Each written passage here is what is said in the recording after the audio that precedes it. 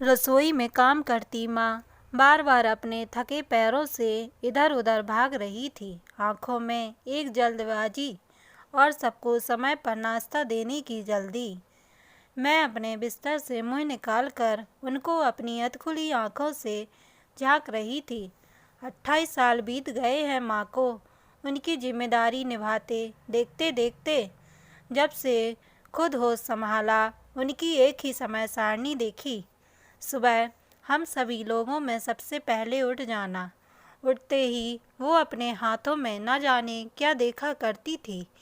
अपनी दोनों हथेलियां मुंह के सामने लाकर कुछ बड़बड़ाया करती थी और फिर जमीन को छूकर हाथ अपने माथे में लगा देती थी। धीरे धीरे हमें उसका मतलब समझ आने लगा, जब हमें भी ऐसा करना सिखाया गया। फिर उठकर मुंह हाथ धोकर घर में झाड़ू लगाती और उनकी खटपट की आवाज़ उस वक्त नींद खराब करती तो गुस्सा आता और फिर एक ही आवाज़ लगाती, उठ जाओ, स्कूल नहीं जाना है क्या? चलो उठो जल्दी से। रोज़ ये शब्द हमें हमारी नींद के दुश्मन लगते थे और हम सुनकर फिर बिस्तर में छुप जाया करते थे।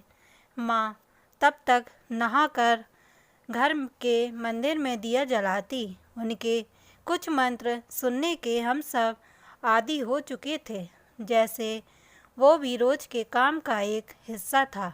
रसोई में जाने से पहले फिर एक आवाज़ आती, अब उठ जाओ, नहीं तो लेट हो जाओगे। और हम ढीठ बच्चों की तरह सुनकर फिर अनसुना कर जाते। रसोई में खड़कते बर्तन और खाने की खुशबू भी जैसे रोज के काम में शामिल थी। अब माँ की नहीं, पापा की तेज आवाज़ हमें झट से उठा देती थी। माँ अपने किचन के काम में जल्दी जल्दी लगी रहती और पापा को देखकर एक हल्की सी मुस्कान उनके चेहरे पर उभर आती। जब समय से हमारे टिफ़िन पैक हो जाते, नाश्ता थाली में सज जाता और जब हम स्कूल के लिए कदम रखते, हर रोज़ की तरह फिर वही नपा तुला बाक सुनते, सब रख लिया ना बैग में, कुछ छूटा तो नहीं? और हम पीछे मुड़कर कह देते, हाँ रख लिया माँ। पूरा दिन निकल जाता। जब वापस आते तो माँ हर रोज़ की तरह चारपाई पर अपनी साड़ी के छोर से मुँह ढाँके लेटी मिलती। उनकी थकान का अंदाज़ा उनके शिथिल पड़े शरीर को देखकर लग जाता। हमारे कदमों की गति कुछ धीमी हो जाती और मैं अपने भाई को इशारा करके कहती कि सो नहीं करना, माँ सो रही है। हम दबे पांव अपनी ड्रेस बदलकर अपने अपने बैग व्यवस्थित रख देते। हमें पता होता था कि माँ तो हमारी आहट से कब की जग गई, मगर हम कभी उनको आवाज़ न लगाते। फिर वो नींद भरी आवाज़ से कहती, खाना लगा दूँ बेटा? फिर हम थोड़ी देर बाद स्कूल का होमवर्क करते और वो पास बैठकर कुछ न कुछ बुनती रहती, जैसे उनके पास न बैठने से हम ठीक से पढ़ाई न करेंगे। हमारा वर्क ख़त्म होता और उनका काम शुरू। जैसे ही 4 बजते वो फिर रसोई में जा पहुंचती चाय बनाने। चाय का काम ख़त्म करके फिर रात का खाना बनाने की तैयारी करने लगती। बीच बीच में इधर उधर के काम निपटाती। माँ कभी न थकने वाली मशीन लगती और माँ हमें चारों तरफ दिखती। इसी बीच कोई पड़ोस की औरत आ जाए तो उसका स्वागत ऐसे करती जैसे बड़ी बेसब्री से उसका इंतज़ार कर रही थी। कभी चेहरे के भाव से ऐसा न लगता कि बेवक्त के आगमन ने उनका सारा काम फैला दिया। खैर, हम सबको समय से खिला पिला कर सारा काम ख़त्म करके फिर से हमें सोने से पहले दूध के गिलास थमाना वो कभी न भूली। फिर जब जब तक हम पढ़ाई करते हमारे पास बैठकर बुनती रहती। पढ़ते पढ़ते हमारी आंखें बोझिल होने लगती, मगर माँ अभी भी ऐसे ही दिखती। न जाने कब वो सोती होगी।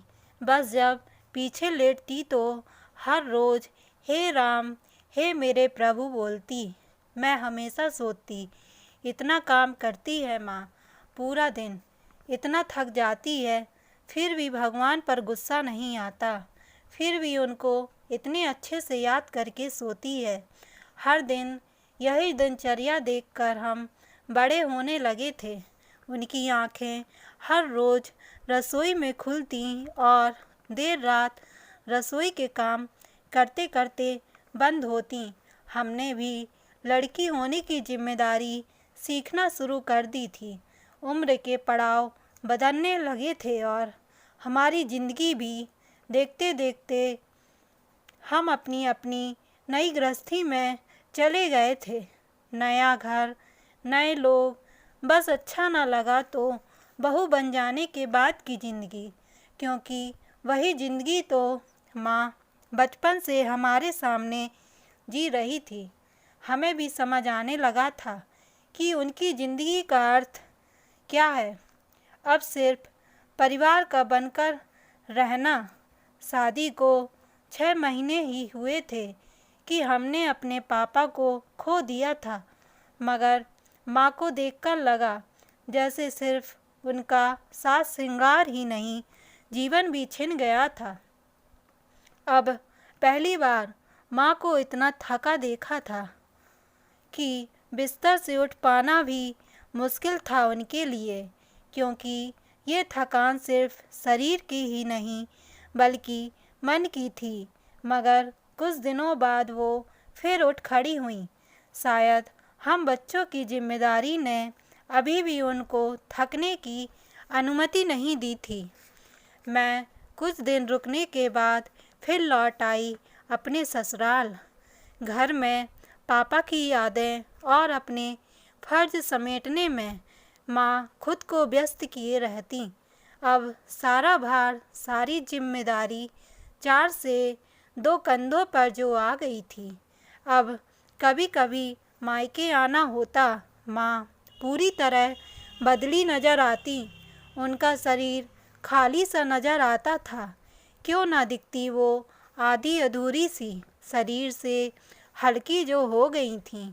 शरीर से उतरे गहनों ने उनको खाली सा कर दिया था। ले देकर बची थी तो बस हाथों में पड़ी 2-2 चूड़ियाँ, जो समाज के कुछ रीति रिवाजों की वजह से थीं। आँखों का खालीपन भी कहाँ छुप पाता था। रो रो कर आँखें सफ़ेद सी हो गई थीं। उनका अंग अंग थका सा था।